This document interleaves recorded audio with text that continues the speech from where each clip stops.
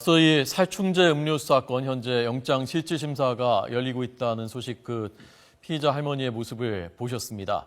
1시간 30분째 지금 진행되고 있고 아마 오늘 법원이 여기에 대해서 영장을 내주느냐 안 내주느냐에 따라서 경찰의 수사 결과, 수사 방향, 앞으로 재판의 방향도 상당히 가늠할 수가 있을 것 같습니다. 저희가 경찰 출신 전 서울수서경찰서 강력팀장을 지낸 백기종 전 팀장을 초대했습니다. 어서 오십시오. 네, 안녕하세요. 안녕하십니까. 자, 우선 다시 한번 좀 쟁점을 정리를 해보는 차원에서요. 경찰이 오늘 구속영장을 신청하면서 그렇습니다. 제시했었던 네. 증거들, 왜 이 할머니를 네. 피의자로 보고 있는지. 현재 할머니가 범인으로 단정 지을 수는 없고요. 이 박모 할머니가 최초에 7분과 같이 계신 마을 회관에서 6분이 음료수를 나누어 마시고 그 살충제 음료수로 이제 나중에 밝혀졌지만 결국 이 용의자 할머니는 안 마셨거든요. 예. 그래서 이제 마신 이후에 할머니들이 모두 거품을 물고 괴로워하시면서 쓰러지셨고 한 할머니는 마을에 간 밖으로 뛰쳐나가서 쓰러지셨는데 그때 이 용의자 할머니께서는 이 잠을 자고 있었다라고 진술하고 신고하지 않은 이유에 물으니까 잠을 자고 있는 줄 알았다라고 얘기를 하셨거든요. 다른 사람이 신고를 하셨는데 사건 이후에 경찰이 참고인 진술을 받으면서 물어보니까 질문을 드리니까 사실 잠을 자고 있었다고 했는데 전동 스쿠터하고 그다음에 그 당시 입고 계신 옷에서 이 메소밀 성분의 살충제 성분이 검출이 됐죠. 국립과학수사연구원에 의뢰를 했는데. 아니, 팀장님, 본인이 잠을 자고 있었다고 한 겁니까? 아닙니다. 다른 분들이 잠을 자고 있는 줄 알았다고 그래서 신고를 안 했다. 예. 그럼에도 불구하고 그 당시 할머니가 사용한 스쿠터하고 그다음에 입고 계신 옷에 대해서 감식을 의뢰를 했습니다. 국가수에. 그런데 해신이 어떻게 왔느냐. 동일 성분의 메소민이라는 그 살충제 성분이 발견이 됐다. 그렇게 해서 추궁을 하니까 다시 진술을 번복을 하십니다. 어떻게 번복을 하시냐면 내가 착각을 했다. 사실은 그때 쓰러지신 걸 보고 이 거품이 나오는데 그걸 닦아 드렸을 때 내 손과 옷에 묻었다라고 진술을 번복을 하셨거든요. 상당히 그 불합리한 그 진술 번복을 하신 거고요. 그다음에 또 할머니 집 안에서 이 살충제 드링크제 뚜껑 없는 빈 병이 대나무 텃밭 대나무 앞에 은닉이 돼 있죠. 병이 거꾸로 박혀서 은닉돼 있는 걸 발견했고 또 집안에서 검정색 비닐봉지 쌓인 농약 같은 성분의 원액 병을 발견했습니다. 그리고 또 추가로 하나 말씀을 드리면 이 할머니께서 현장에서 진술을 하시고 경찰에서 사건 수사가 종료될 때까지는 현장을 이탈하지 말아달라고 요청을 했다고 합니다. 그럼에도 불구하고 대구 지역으로 이탈을 하셨고요. 물론 그야 뭐 큰 문제는 안 되겠지만 또 한 가지 유력한 지금 의심이 가는 건 거짓말 탐지기라고 하는 것은 내가 떳떳한 상황이다. 그렇다면 경찰이 수사 협조 요청을 해서 거짓말 탐지기에 응하셔야 됨에도 불구하고 3번의 요청에도 불구하고 변호인의 도움을 받으면서 거짓말 탐지기 요청을 거절하셨다. 이런 부분들이 경찰 쪽에서는 상당히 유력한 용의점으로 보고 있다라고 해서 영장 청구를 한 것입니다. 그 피의자 쪽의 반론은 그런 것 아닙니까? 집에서 병이 발견되고 증거들이 결정적일 수도 있는 증거들이 발견됐는데 바보가 아닌 이상 집에다가 그걸 그냥 놔두는 범행을 그렇게 치밀하게 해놓고 그렇습니다. 그럴 일이 있겠느냐. 그것이 오히려 누가 누명을 씌우고 있다는 증거 아니냐라는 건 아닙니까? 그렇습니다. 그 할머니 쪽 입장에서는 당연히 그렇게 방어 차원의 진술을 하실 수가 있죠. 다만 할머니 입장에서는 다른 사람이 범행을 하고 갖다 놓을 수도 있지 않느냐. 나에게 누명을 씌우고.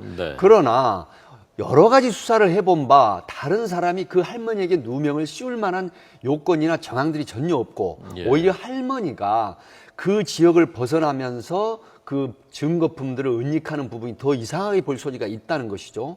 86가구밖에 살지 않는 86명이 거주하는 21세대에 이런 측면에서 그 현장을 벗어나면 범행 후에 좀 더 이상하게 보일 거라는 그런 우려 섞인 얘기가 있죠. 하기 때문에 이런 부분은 쉽게 내가 의심을 받을 거라고 생각을 하지 않는다고 추정이 되는 거거든요. 그래서 할머니는 그렇게 방어를 하실 수가 있는데 경찰의 주장이나 객관적인 측면에서 보면은 여러 가지 정황들이 진술 번복이나 나온 증거들이나 이런 부분들이 상당히 경찰 입장에서는 용의자로 보는 게 단정 지을 수 있는 것이다라고 보는 것이죠. 의문을 품게 하는 여러 가지 중에 또 한 가지가 지문이 왜 나오지 않았느냐 그러면 할머니가 그 병도 거기 집에서 나왔는데 실제로 그 음료수 병에서는 지문이 나오지 않았다는 부분이거든요. 지금 경찰 쪽에서는 그 부분에 대해서 이런 해명성 얘기가 나옵니다. 뭐냐면 이 언론이나 모든 어떤 그 미디어 계통을 통한 사건이 발생했을 때 네. 지문이라고 하는 건 초등학생도 어떤 범죄 공용물에서 지문이 나온다는 걸 아는 건 극히 상식적인 얘기거든요. 예. 그러면 할머니나 노인분들도 많은 그 미디어를 접하기 때문에 네. 내가 범죄 공용물로 만약에 사용을 했다면 여기에 지문이 묻는다는 건 기본적인 상식이거든요. 예. 그렇다고 하면 그 정도는 정말로 얼마든지 지울 수 있고 지문을 남기지 않게 할 수 있는 건 그렇게 어렵지 않다. 이렇게 보는 거거든요. 어떻게 지울 수 있습니까, 지문은? 뭐 사실 그냥 맨손으로 만졌다고 하면 예. 그냥 천으로 닦아버리면 지문이 지워지거든요. 네. 그리고 혹시라도 손수건이나 장갑을 끼고 범죄 도구나 공용물을 만지면 절대 지문이 남지 않는 극히 상식적인 수준입니다. 예. 자, 오늘 팀장님과 제가 이쪽의 가능성 그리고 저쪽의 가능성을 다 함께 하나씩 저희 네. 지금 짚어보고 있는 차원입니다. 자, 그런데 지금 제가 팀장님 말씀을 들으면서 조금 그 또 의문이 드는 부분은 그러면 지문을 지울 정도로 또는 지문이 남지 않을 정도로 그렇게 치밀하게 했었다면 네. 왜 집 앞에 그 대나무 밭에다가 그 병을 그냥 놔두는 그것은 좀 서로 배치되는 것이 아닌가 물론 봅니다. 배치될 수가 있죠. 하지만 앞에서 말씀을 드렸지만 만약에 이 사건이 수사가 진행이 될 거라고 생각을 하고요. 네. 그렇게 되면 내가 만약에 목적 없는 현장을 이탈하는 측면이 목격자가 생겼다고 할 때 그 예. 부분에 대한 수사가 진행이 되거든요. 그렇다고 하면 오히려 내가 현장에 있었기 때문에 의심을 받지 않을 수도 있다라고 하는 측면이 있습니다. 그렇다고 하면 그 부분에 대해서는 남이 누명을 씌웠다고 보는 것보다는 내가 손쉽게 은폐시킬 수 있는 장소라고 볼 수도 있거든요. 반대로.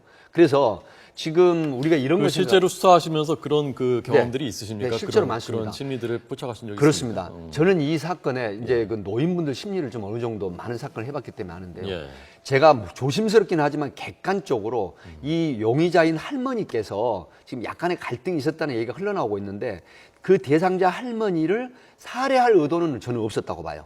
제가 이제 이 부분은 순전히 제 개인적인 생각입니다. 네, 다만 그 갈등이나 미운 또 노인분들의 심리에 어떤 굉장히 그 차별을 받고 마음이 상처를 입으면 의외로 큰 상처를 받거든요. 이런 측면에서 어떤 멸시나 경멸하는 마음이 커진다. 그렇다고 하면 조금 뭔가 안갚음을 해야 되겠다는 생각을 하더라고요.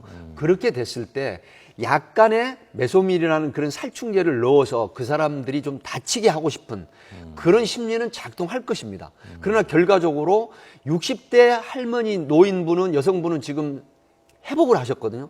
그러나 80대 적어도 한 20에서 나이 차신 분들은 이 메소밀이라는 살충제 성분이 들어가면 장기부전 증세가 옵니다. 예. 그래서 희미하게 보이고 뭐 어지럽거나 거품을 무시는 이런 형태가 오기 때문에 결국 장기부전 상태가 지속이 되면서 사망에 두 분이 이르렀죠. 예, 예. 이런 측면에서 볼 때 이 용의자 할머니가 만약에 범인이라고 밝혀진다고 하면 심리가 예. 최종적으로 살해보다는 좀 안갚음에 다치게 하고 싶은 생각이지 않았을까 하는 개인적인 의견입니다. 예.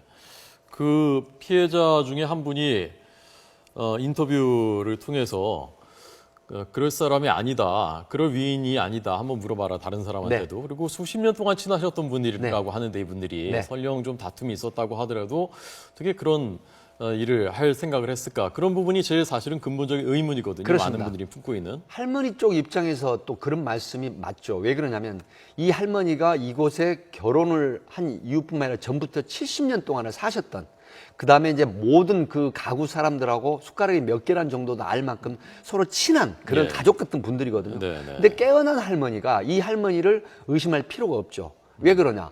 만약에 본인이 잘못한 얘기를 했을 때 그 할머니로부터 들을 어떤 거센 문제나 그 다음에 오해의 소지 또 갈등 이런 것들이 두렵겠죠. 예. 그렇기 때문에 그 할머니 입장에서는 깨어나서 절대로 불리한 얘기를 할 필요는 없다는 것이 일반적인 겁니다. 네.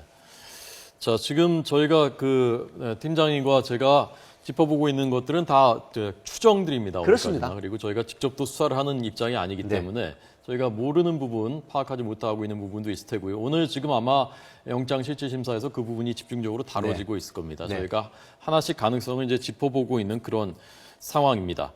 자, 그러면 그 할머니가 아까 말씀하신 대로 현장에 있는 것이 오히려 의심을 안 받을 수 있는 가능성이 있다고 생각해서 현장에 있었다면 네. 그러면 오히려 의심을 받지 않도록 신고를 했어야 되는 것 아닙니까? 그렇습니다. 본인이? 할머니께서 예를 들어서 제가 진술 번복을 하셨다고 했지 않습니까? 예. 범죄 심리라는 게 이렇습니다. 내가 안갚음을 할 만약에 가정입니다. 안갚음을 할 생각으로 몰래 그 살충제를 넣었는데 예. 의외로 반응이 굉장히 큰 부작용이 나니까 당황할 수가 있죠.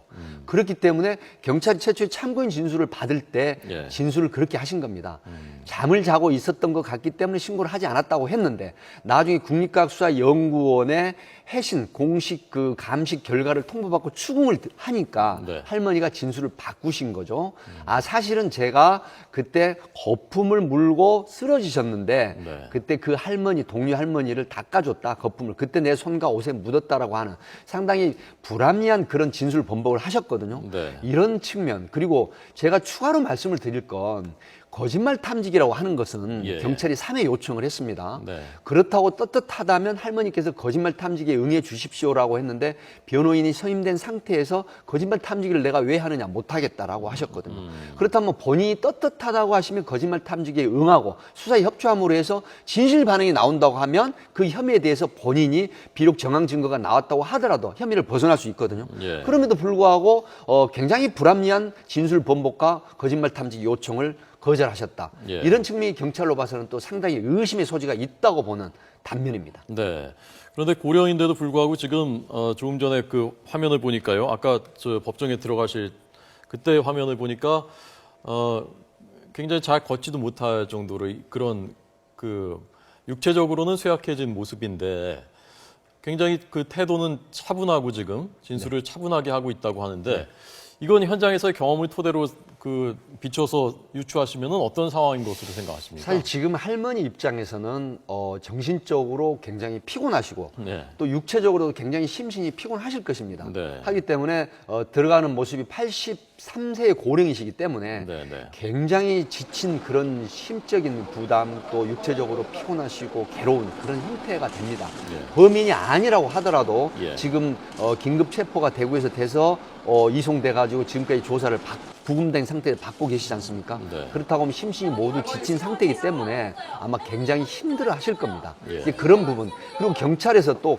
굉장히 유념해야 될 것은 설령 무에서 유를 창조하는 게 경찰 그 수사지만은 네. 이 할머니가 범인이 아닐 것이다라는 측면에서도 수사를 해야 됩니다. 예. 그러니까 유력한 정황 증거라든가 간접 증거가 나왔다고 하더라도 이 할머니의 주장을 받아들여서 제3의 범인이 있을 수 있다라고 하는 그런 측면의 수사가 다각도로 진행이 돼야 됩니다. 예. 그래서 이런 부분은 제가 경찰 선배로서 분명히 이 부분, 그러니까 칼과 창과 방패의 싸움이라고 할 수 있지만 네. 분명히 다른 방패 쪽을 향한 수사도 이루어져야 된다.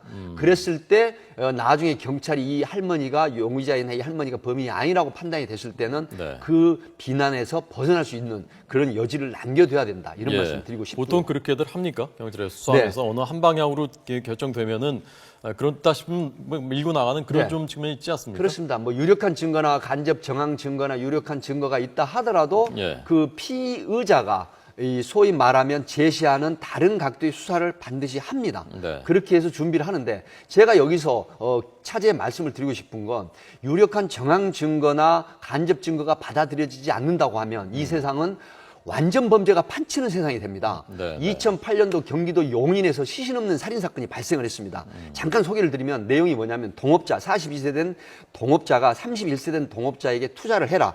그런데 결국 사업이 안 되고 그 투자금 반환을 하지 않으니까 그 투자자가 반환금 반환을 해달라고 요청을 했습니다. 네. 그러니까 거기에 앙심을 먹고 이 사람을 폭행해서 기절한 걸 포크레인으로 구덩이를 파서 생매장해가지고 예. 결국은 이후에 그 피해자의 신분증이나 그 다음에 핸드폰 같은 게 불태운 정황 증거가 발견이 됐습니다. 예. 그리고 또 어떤 그 간접 증거가 있어서 이게 결국 2011년 7월 달에 유죄 증거로 받아들여 가지고 이 피신 없는, 그러니까 직접 증거 없는, 살해 현장을 목격하지 않은 직접 증거 없는 이 42세 된 피의자는 결국 13년형의 유죄를 받은 예. 그런 내용도 있습니다. 그래서 정황 증거나 유력한 간접 증거라 하더라도 이게 유력한 단서이고 합리적인 의심이 가는 대목이라고 하면 기소가 충분히 가능하다. 예. 이렇게 보는 겁니다. 예. 오늘 그 팀장님의 말씀을 들으면서 시청자 여러분들도 아마 그렇게 느끼시고 계실 텐데, 그러니까 그동안의 현장 경험을 토대로 해서 아마 팀장님은 본인이 지금 이 사건을 맡고 있는 팀장이라면은 이 할머니가 범행을 저질렀을 가능성이 상대적으로 높은 것 같다라고 판단을 하고 계신 것 같고요. 네. 예, 그래서 저는 그 반대쪽에서 제가 질문을 계속해서 드리고 있는 것이고. 그렇습니다. 자, 그런데 그렇다 하더라도 팀장님 아까 말씀하신 대로 반대쪽의 것 가능성도 열어놓고 수사를 하셔야 된다고 하셨는데, 네. 팀장님 지금 현장의 팀장이시라면 네. 그 가능성이 상대적으로 높은 것 같지만 반대쪽의 가능성이 있다면 어떤 가능성을 지금 염두에 두고서 수사를 해보시겠습니까? 만약에 저는 할머니 쪽, 그러니까 이 창이 아닌 방패 쪽에서 말씀을 드린다고 하면 네. 과연 할머니 주장대로 할머니가 진실로 범인이 아니라는 측면의 수사를 한다고 했을 때 이 주민들 간에 일어나는 갈등의 소지를 다시 찾아야 됩니다. 그래서 과연 범인이 왜 이런 범행을 했을까? 그 범행을 함으로 해서 어떤 이익이 만들어질까? 그런데 이런 게 있습니다. 예, 2009년도에 충남 보령 청산가리 사건이 떠오릅니다. 예. 이때 나중에 3명의 70대 할머니가 사망을 하셨습니다. 예. 충남 보령에서 정말로 고요하고 평화로운 마을에서 70대 할머니 3분이 사망을 하셨을 때 그때 최초에 어떤 보도가 됐었습니까? 그 굉장히 노쇠한 자연사다. 그러나 경찰에서 어떤 수사를 했느냐면 이상하다, 이건 할머니 3분이 한 마을에서 한꺼번에 사망을 하셨다.